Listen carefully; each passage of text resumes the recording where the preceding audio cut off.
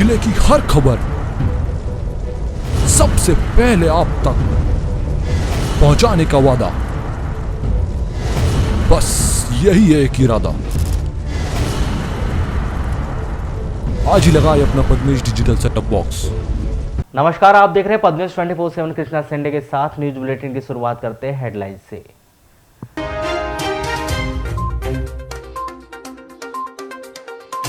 सांसद के बिगड़े बोल, आंगनवाड़ी कार्यकर्ता सहायिकाओं की चर्चा के दौरान खोया आपा, सुनादी खरी खरी।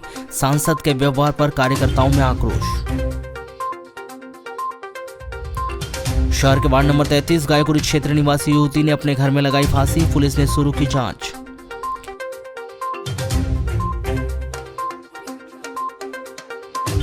यातायात के बढ़ते दबाव से मिलेगी बड़ी राहत, शहर के जयस्तंभ चौक से गर्रा रेलवे फाटक तक बनेगी डिवाइडर वाली सड़क।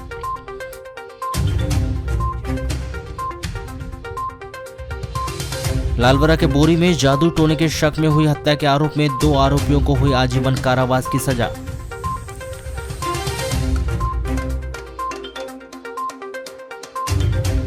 सहकारिता समिति कर्मचारियों की हड़ताल से ग्रामीण क्षेत्र के लोगों और किसानों की बड़ी परेशानी।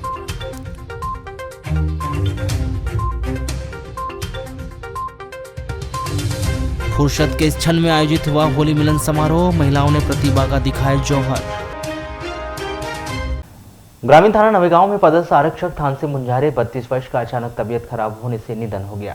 बताया गया है कि वाराणसी थाना क्षेत्र में आने वाले ग्राम गर्रा निवासी थानसे मुंजारे ग्रामीण थाना नवेगांव में पदस्थ थे और वे अपने परिवार के साथ थाने के ही कॉलोनी में निवास करते थे। यही बताया गया है कि थानसे मुंजारे को पेट की बीमारी थी जिसका इलाज चल रहा था। 26 मार्च को सुबह 8 बजे पेट में दर्द होने पर नवेगांव के ही प्राइवेट डॉक्टर को दिखाया गया था, जिसके इलाज के बाद आराम हो चुका था, किंतु 4 बजे थानसे मुंजारे की अचानक तबीयत खराब हो गई और वह बेहोश हो गया था, जिससे नवेगांव के डॉक्टरों ने परिजनों को बालाघाट जाने की सलाह दी थी। 108 एम्बुलेंस से थानसे मुंजारे को जिला अस्पताल लाया गया, जहाँ डॉक्टरों ने उसे मृत घोषित कर दिया। नगर समीप ग्रामीण थाना क्षेत्र के अंतर्गत आने वाले ग्राम गायखुरी में एक लड़की ने अपने घर में पंखे में फांसी लगा ली। फांसी लगाने से गंभीर इस लड़की को बेहोशी की हालत में जिला अस्पताल लाया गया, जिसे डॉक्टरों ने मृत घोषित कर दिया। यह घटना 26 मार्च को दोपहर करीब 1:30 बजे पर हुई। जिला अस्पताल पुलिस ने मृतिका निशा क्षीरसागर 23 वर्ष वार्ड नंबर 33 गायखुरी निवासी की लाश पोस्टमार्टम करवाकर शव उनके परिजनों को सौंप दिया है। प्राप्त जानकारी के अनुसार राजेंद्र क्षीरसागर, जो मूल रूप से ग्राम गजपुर कटंगी के रहने वाले हैं, किंतु करीब 25 वर्षों से वे अपने परिवार के साथ नगर के समीप गायखुरी में रहते हैं। इनके परिवार में 3 बेटी और पत्नी प्रमीला है। राजेंद्र क्षीरसागर और पत्नी कपड़ों में प्रेस लगाने का काम करते हैं। राजेंद्र की बड़ी लड़की निशा 23 वर्ष एमए फाइनल में थी। दूसरी लड़की आशा 22 वर्ष क्षीरसागर शिवनी में पॉलिटेक्निक कर रही है। छोटी बेटी दिशा बीए प्रथम वर्ष में है, जो बालाघाट में पढ़ती है। बताया गया कि 26 मार्च को 10 बजे करीब राजेंद्र क्षीरसागर निर्मल नगर अपने काम से आ गए थे, जिनकी पत्नी प्रमीला कपड़े धोने के लिए चली गई थी। घर में बड़ी बेटी निशा थी और दिशा कॉलेज चली गई थी। करीब 1:30 बजे जब दिशा कॉलेज से घर पहुंची, तब उसने अपनी बड़ी बहन दिशा को घर के अंदर फैन पर रस्सी में फांसी पर लटके हुए देखा, जिसने पड़ोस में रहने वाली तनु क्षीरसागर के साथ फैन से रस्सी काटकर दिशा को नीचे उतारा तो वह बेहोश थी। मेरी बेटी बड़ी क्या करती थी ये कॉलेज कर रही थी। आज क्या कैसे क्या हुआ आज? ये हुआ मैं चल गया दुकान, हाँ। और मेरी लड़की चली गई छोटी वाली कॉलेज, उसकी मम्मी चली गई काम में कपड़े धोने के लिए, और ये अकेली थी घर में। फिर क्या हुआ घर में? फिर पता नहीं क्या हुआ, तो कैसे क्या की लड़की ने? सुसाइड कर ली, फांसी लगा ली पंखे को। किसने देखा? किसने? मेरी लड़की आई कॉलेज से, जब देखे फिर कैसे की? फिर निकाले उनको, तुरंत फांसी लगाए थे उन्हें, तुरंत लगाए हुए। हाँ। तो हाथ पाई हिलाई होंगी। अच्छा। तो एक ने पकड़ रखा और एक ने रस्सी काटा गमछा और उतारे, और फिर लाए मिताली हॉस्पिटल। हाँ। वहाँ उनने बोले कि जिला अस्पताल ले जाओ। फिर जिला अस्पताल तो क्या बताया? जिला अस्पताल लाए तो मृत घोषित करवाए। फांसी लगाई? पता नहीं भैया, कोई खास वजह? कोई भी मालूम नहीं अपने को। वाराणसी न्यायालय के विद्वान न्यायाधीश मनोज कुमार की अदालत ने शनिवार को जादू टोने के शक में हत्या करने के आरोप में दिलीप उइके और कलीम कुमुरे का दोष सिद्ध होने पर उन्हें आजीवन कारावास और 5,000 रुपए अर्थदंड से दंडित किया है। प्राप्त जानकारी के अनुसार थाना लालबरा के अंतर्गत ग्राम बोरीटोला निवासी नागोजी बोपचे देवी मंदिर के पास झोपड़ी बनाकर वहां पर साइकिल सुधारने का काम करता था।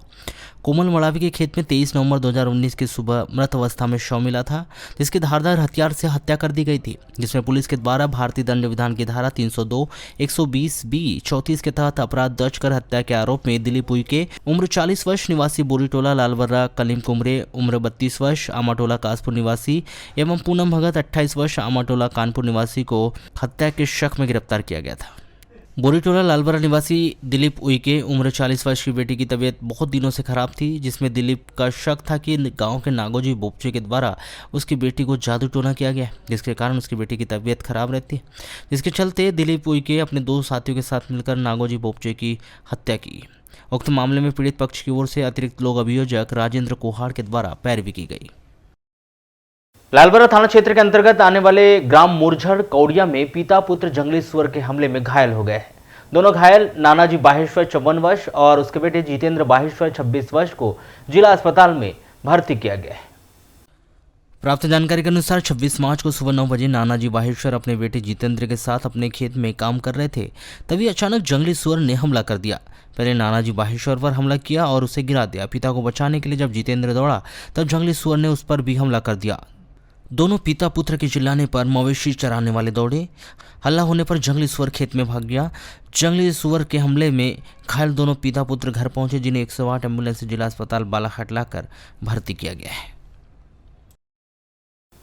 आंगनवाड़ी कार्यकर्ताओं की रैली के रूप में शनिवार की दोपहर में कलेक्टर कार्यालय पहुंचे, जहां उनके द्वारा सांसद ढाल सिंह बिसेन को ज्ञापन सौंपा गया। सांसद का घेराव करते हुए आंगनवाड़ी कार्यकर्ताओं ने अपनी मांगों को पूरा करने के संबंध में उनके सामने बात रखी। इस दौरान बात बनने की बजाय सांसद ढाल सिंह बिसेन के बोल सुनकर उनके खिलाफ आंगनवाड़ी कार्यकर्ताओं में आक्रोश व्याप्त हो गया, जिसके चलते आंगनवाड़ी कार्यकर्ताओं के द्वारा अब सांसद ढाल सिंह बिसेन का पुतला दहन किए जाने तक की बात की जा रही है। आपको बताएं कि सांसद ढाल सिंह बिसेन के द्वारा आंगनवाड़ी कार्यकर्ताओं से बात करते हुए अपने ऊपर कंट्रोल नहीं रख पाए और कह दिया कि कलेक्टर एसपी भी 24 घंटे काम करते हैं, लेकिन तनख्वाह 12 घंटे की ही मिलती है। ये बड़े अधिकारी भी झकनी मार रहे हैं, आपको भी इनकी तरह काम करना पड़ेगा। सांसद के ये बोल सुनकर आंगनवाड़ी कार्यकर्ताओं में नाराजगी व्याप्त हो गई है और निराश होकर वे वापस लौट गए।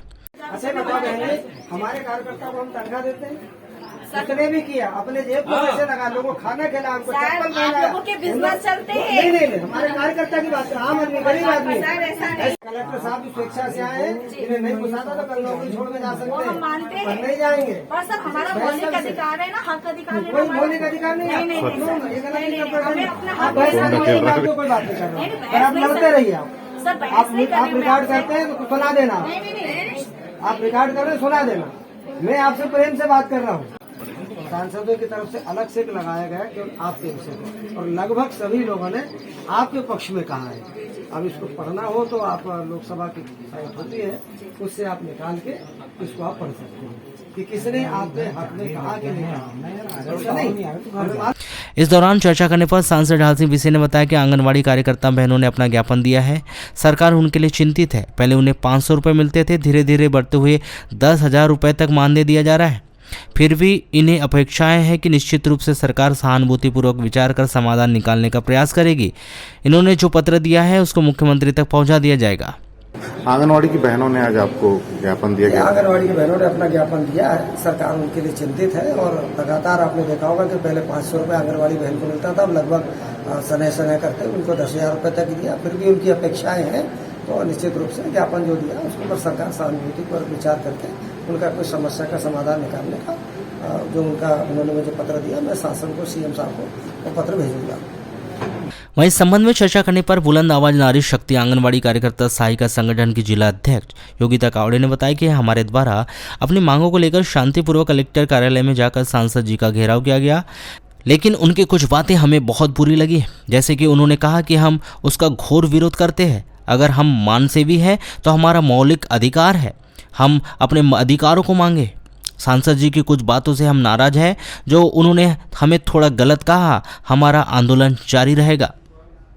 सांसद महोदय जी का कहना है कि आपकी लोकसभा में बहुत तेजी से आवाज उठी है, पर एक बात बताइए कि हमारे जिले के ये प्रतिनिधि हैं, है ना, और हमने इनको वोट देके जिताया है, तो पहला कर्तव्य तो हमारा है कि जिले के प्रतिनिधि मंडल को और जो हमारे जनप्रतिनिधि है उनको हमारे पंडाल में आना चाहिए। पहली बात तो ना यहाँ का कोई मंत्री आया, ना सांसद आया, ना विधायक आया। हम लोग ने शांतिपूर्ण माहौल से आज कलेक्टर कार्यालय के अंदर सांसद जी का घेराव किया और उनकी कुछ बातें हैं जो हमें बहुत बुरी लगी। जैसे कि उन्होंने आपके सामने ही कहा है, हम उसका घोर विरोध भी करते हैं, क्योंकि अगर हम मान सेवी है और अगर हम इतना काम कर रहे हैं तो हमारा मौलिक अधिकार है कि हम अपने अधिकारों को मांगे। और हमारे लोकतंत्र में, संविधान में भी लिखा है कि हर एक नागरिक को अपने अधिकार को लेने का हक बराबर है। तो हम तो सांसद जी की कुछ बातों से नाराज है जो उन्हें हमें थोड़ा सा गलत कहा है। कौन क्या करेंगे आप जो गलत? नहीं, हमारा तो आंदोलन जारी रहेगा। नहीं, सांसद के खिलाफ अब आगे क्या? अब सांसद के खिलाफ हम देखते हैं, नहीं तो शहर में उनके नाम का पुतला चलाएंगे। तो सांसद जी ने बोला कि नहीं जमना तो नौकरी छोड़ दी थी। क्यों नौकरी छोड़ेंगे? जब हम इतने दिनों से नौकरी कर रहे हैं, 500 रुपए से आज आंगनवाड़ी कार्यकर्ता 10,000 आई है और हमने सारे हक जितने लिए अपने लड़ कर लिए। कोई इन लोगों ने हमको फ्री में तोहफा नहीं दिया है। आपने देखा होगा 2017 में भी हम लोग ने 47 दिन आंदोलन किया, तब कार्यकर्ता का 5 से 10 और सहायिका का 2,500 से 5,000 हुआ। तो हम क्यों नौकरी छोड़ेंगे और क्यों, किस लिए छोड़े? ये होते कौन है हमारी नौकरी को छुड़ाने में? वारासोनी दक्षिण सामान्य वन मंडल वन परिक्षेत्र वारासोनी कार्यालय के द्वारा गुरुवार को बाघ के मूंछ के बाल को लेकर जादू टोटका पर धन वर्षा कराने के उद्देश्य से घूम रहे लोगों को गिरफ्तार करने में सफलता प्राप्त की थी, जिसमें वन विभाग ने उक्त मामले में संलिप्त मुन्ना खान को गिरफ्तार कर शनिवार को न्यायालय के समक्ष पेश किया, जहां से न्यायालय ने उसे जेल भेज दिया है। प्राप्त जानकारी के अनुसार गुरुवार को वन विभाग वारासोनी के द्वारा लालबरा के सिवनी स्टेट हाईवे पर ग्राम सिहोरा के पहले नाले के पास मूंगबीर की सूचना पर अल्टो कार को रोककर पूछताछ की गई थी, जिसमें से 28 नग बाघ के मूंछ के बाल बरामद किए गए थे, जिस पर पुलिस विभाग के सेवानिवृत्त सहायक उप निरीक्षक हरिलाल उइके सहित 2 लोगों को गिरफ्तार किया गया था। जिनसे पूछताछ की गई तो उन्होंने जबलपुर के मुन्ना खान के पास से वर्ष 2019 में बाघ के मूंछ के बाल खरीदना बताया गया था, जिसकी सूचना वारासोनी वन विभाग के द्वारा जबलपुर के उच्च अधिकारियों को दी गई थी, जहां पर एसटीएफ की टीम के द्वारा मुन्ना खान उम्र 53 वर्ष निवासी ओमती नया मोहल्ला आधारतार जबलपुर को गिरफ्तार कर वारासोनी वन विभाग के सुपुर्द कर दिया गया, जिसे पूछताछ कर शनिवार को न्यायालय के समक्ष पेश किया गया, जहां से न्यायालय ने उसे जेल भेज दिया।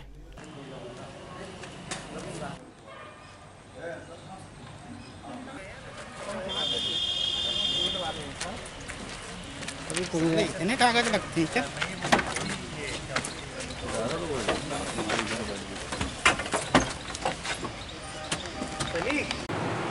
ये आरोपी जो है जिनका नाम मुन्ना खान है, इस आरोपी को हमने एसटीएफ जबलपुर के माध्यम से जबलपुर से ही गिरफ्तार किया है और एसटीएफ जबलपुर की टीम ने और हमारी संयुक्त टीम ने फिर इसको कल रात्रि लगभग 11 साढ़े 11 बजे वापस यहाँ वारासोनी लाए और इससे पूछताछ की। तो पूछताछ करने के उपरांत इसने जो है इस प्रकरण के जो पहले के आरोपी हैं उनको ये मूंछ के बाल का विक्रय करना दिखाया है और अपने कथनों में इस चीज़ को सामने लाया है कि मेरे द्वारा ही इनको ये मूंछ के बाल उपलब्ध कराए गए थे।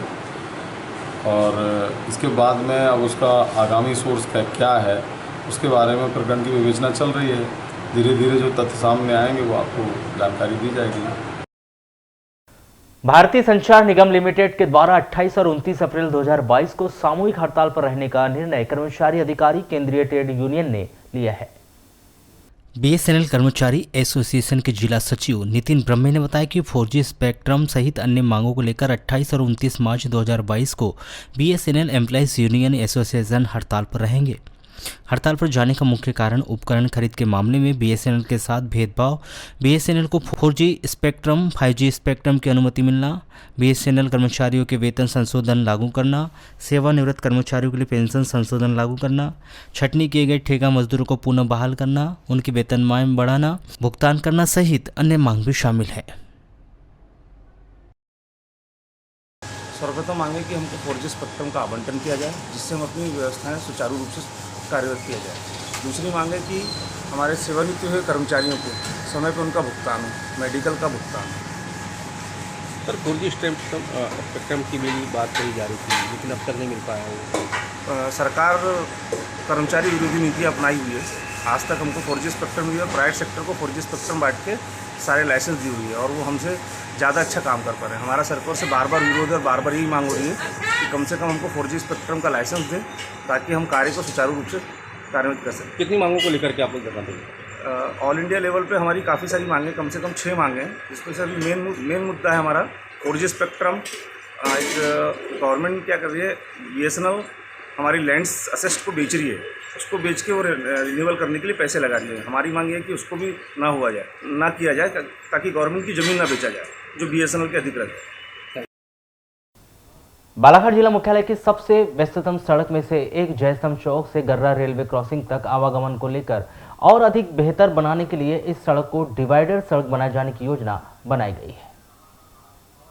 लोक निर्माण विभाग के कार्यपालन यंत्री राजीव श्रीवास्तव ने इस सड़क के विषय में जानकारी देते हुए बताया कि लोक निर्माण विभाग संभाग 1 बालाघाट के अंतर्गत प्रधानमंत्री खनिज क्षेत्र कल्याण योजना में जयस्तंभ चौक से रेलवे क्रॉसिंग गर्रा तक सड़क मार्ग का उन्नयन कार्य लंबाई 1.87 किलोमीटर प्रशासकीय स्वीकृति राशि 502.63 लाख कलेक्टर बालाघाट के द्वारा 27 जनवरी 2022 को प्रदान की गई है। योजना के अनुसार जयस्तंभ चौक से रेलवे क्रॉसिंग गर्रा तक दूरी 1.87 लंबाई, चौड़ाई 5.50 मीटर और राइट शोल्डर कार्य 2 मीटर चौड़ाई उन्नयन कार्य करवाया जाना है। सड़क निर्माण के लिए कागजी कार्यवाही निविदा सहित अन्य प्रक्रिया अंतिम चरण में है, जिसके बाद निर्माण कार्य करवाया जाएगा। निश्चित ही जिला मुख्यालय की सबसे व्यस्ततम सड़क में से एक जयस्तंभ चौक से गर्रा रेलवे क्रॉसिंग डिवाइडर वाली सड़क की मांग वर्षों से उठाई जा रही थी। भारी वाहन की आवाजाही उस पर रोजाना बालाघाट, वारासिवनी, लालबर्रा सहित अन्य स्थान पर जाने वाले छोटे वाहन, मोटरसाइकिल की वजह से इस मार्ग पर बहुत अधिक यातायात का दबाव बना रहता है। डिवाइडर वाली सड़क होने से यातायात सुगम होगा और दुर्घटनाएं की संभावना भी कम हो जाएगी। तिरोड़ी थाना के अंतर्गत आने वाले ग्राम हरदोली में चितेवानी पावर के पास अज्ञात वाहन की टक्कर से साइकिल सवार चालक की मौत हो गई। हादसे में चिचगांव निवासी 27 वर्षीय नरेंद्र की मौत हो गई। यह घटना शुक्रवार की देर शाम की बताई जा रही है। वहीं शनिवार की सुबह तिरोड़ी पुलिस थाना प्रभारी चैन सिंह उइके ने अपने बल के साथ घटनास्थल पहुंचकर शव को बरामद किया और शव का पोस्टमार्टम करवाकर शव को परिजनों की सुपुर्द कर दिया है। वहीं पुलिस अज्ञात वाहन की तलाश कर रही है। बताया जा रहा है कि नरेंद्र शुक्रवार की शाम अपने घर से गेहूं पिसाई के लिए निकला था, जो कि देर रात तक वापस नहीं लौटा, तो परिजनों ने तलाश शुरू की। तब किसी ने बताया कि पावर हाउस के सामने एक व्यक्ति मृत हुआ है। परिजनों ने मौके पर पहुंचकर देखा तो वह शव नरेंद्र का था। कलेक्टर कार्यालय में सड़क सुरक्षा समिति की बैठक आहुत की गई, जो सांसद ढाल सिंह बिसेन की अध्यक्षता में हुई। बैठक में सड़क सुरक्षा से संबंधित विभिन्न विषयों पर चर्चा की गई। बैठक में जहां दुर्घटना वाली जगह को ब्लैक स्पॉट चिन्हित करने के निर्देश दिए गए, वहीं सड़क में साइड शोल्डर भरने, हेलमेट का प्रयोग अवश्य करने तथा सड़कों में जहां भी गड्ढे हैं उन्हें भरने के निर्देश दिए गए। बैठक के दौरान शहर में बंद पड़े ट्रैफिक सिग्नल के विषय में बालाघाट चैम्बर ऑफ कॉमर्स के अध्यक्ष अभय सेठिया के द्वारा रखा गया। इस पर नगरपालिका सीएमओ के द्वारा 11 से 12 लाख रुपए लगने की बात कही गई, जिस पर कलेक्टर के द्वारा राशि की व्यवस्था हो जाने की बात कहते हुए ट्रैफिक सिग्नल को चालू करवाने के निर्देश नगरपालिका सीएमओ को दिए गए। इस दौरान सांसद श्री बिसेन ने विश्वेश्वरैया चौक से जयस्तंभ चौक के बीच सड़क की चौड़ाई कम होने पर नाराजगी जताई तथा सड़क की चौड़ाई का ध्यान रखे जाने की बात कही। इसके अलावा सड़क से काफ़ी हटकर विद्युत पोल एवं PWD के पत्थर लगाए जाने के निर्देश दिए। बसों की पार्किंग का विषय बैठक में काफ़ी छाया रहा। इस पर प्रशासन के द्वारा जहां बसों की पार्किंग के लिए अलग अलग जगह चिन्हित करने की बात कही गई, वहीं बस एसोसिएशन के पदाधिकारियों के द्वारा कहा गया कि यहां बस स्टैंड में व्यवस्था ठीक है, जो ठेले ऑटो वगैरह खड़े रहते हैं इसके कारण व्यवस्था प्रभावित होती है, जिस पर SP के द्वारा एक कमेटी गठित कर 2-4 दिनों तक शहर के विभिन्न जगहों में निरीक्षण किए जाने की बात कही गई। और इस बैठक में हम उन सारे विषयों को लाते हैं जिनके कारण से आम व्यक्ति की सुरक्षा हो। इस समय आपने देखा होगा कि हम जितनी अच्छी सड़कें बना रहे हैं और उसकी तुलना में एक्सीडेंट की भी संख्या लगातार बढ़ती चली जा रही है। तो इसलिए कि सुरक्षा के उपाय, चाहे हमारी सड़कें कहीं गड़बड़ हो, कहीं गड्ढे हों, संकेतक ना लगे हों, कई जगह हम पुलों पे देखते हैं ऊंचे नीचे हो जाते हैं जिस कारण गाड़ियाँ बह जाती हैं। पब्लिक का भी एक अवेयरनेस करना कि ताकि वो सड़क में कैसे सुरक्षा के साथ चले, वो हेलमेट लगा के चले। इसलिए सरकार का उसमें विषय आ जाता है कि फिर पुलिस डिपार्टमेंट फाइन भी करता है। तो ये सारे विषय हैं कि हमारी कहाँ सड़कें गड़बड़ हैं, कहाँ हमारी पटरी गड़बड़ है, पटरी कैसे भर करके उसको ठीक रखें, संकेतक ठीक लगे हों, विजन हमारा ठीक हो, गति सीमा के अंतर्गत चले, कहाँ कहाँ हमारे ब्लैक स्पॉट है, इन सारी चीज़ों का चर्चा करके उनको निराकरण करने का निर्देशित किया। बैठक के पश्चात बस ऑपरेटर एसोसिएशन के अध्यक्ष मुकेश चौहान ने बताया कि बस स्टैंड हटाना समस्या का हल नहीं है। बस स्टैंड में कोई समस्या नहीं है, ऑटो, जीप, ठेले, चौपहिया वाहनों का अतिक्रमण टाइप हो गया है, जिसके कारण बस स्टैंड में तकलीफ है। निष्कर्ष कुछ नहीं है, मतलब वो तो बहुत सारे एजेंडे रहते हैं जिसका आयोजन ही मतलब परिवहन विभाग करता है। तो माननीय सांसद जी की अध्यक्षता में मुख्य अतिथि में आयोजित होती है। सचिव हमारे परिवहन विभाग होते हैं, आरटीओ साहब। हमारा कहना ये है कि हमारे जो मेन बस का जो है कि बस स्टैंड हटाया जाए। बस स्टैंड हटाना कोई मतलब हल नहीं है किसी समस्या का। बस स्टैंड काफ़ी पर्याप्त है। आने वाले 20 सालों तक मैं बालाघाट बस स्टैंड की तारीफ करूँगा कि यहाँ कोई प्रॉब्लम आई नहीं। हमारी व्यवस्था में जो ऑटो, जीप और जो ठेले और जो 4 व्हीलर और ये अवैधानिक तरीके से जो मतलब अतिक्रमण टाइप का हो गया है, जिसके कारण हमारे बस स्टैंड में तकलीफ है। अन्यथा बस स्टैंड का मतलब है ये बसों का स्टैंड, जहाँ से बसों का आवागमन होगा। अब जैसे कि बाहर ले जाने की बात कही जा रही है, क्या आप इससे संतुष्ट हैं? बाहर ले जाना इसलिए संभव नहीं है। संतुष्ट क्या, अभी प्रशासन राजा बोले दाड़िया वाले प्रशासन में हमको पूर्ण सुसज्जित यदि बस स्टैंड उपलब्ध करा देते हैं तो हम जाने को तैयार हैं। आज भी हम नगर पालिका को 20 रुपए पर गाड़ी का भुगतान कर रहे हैं।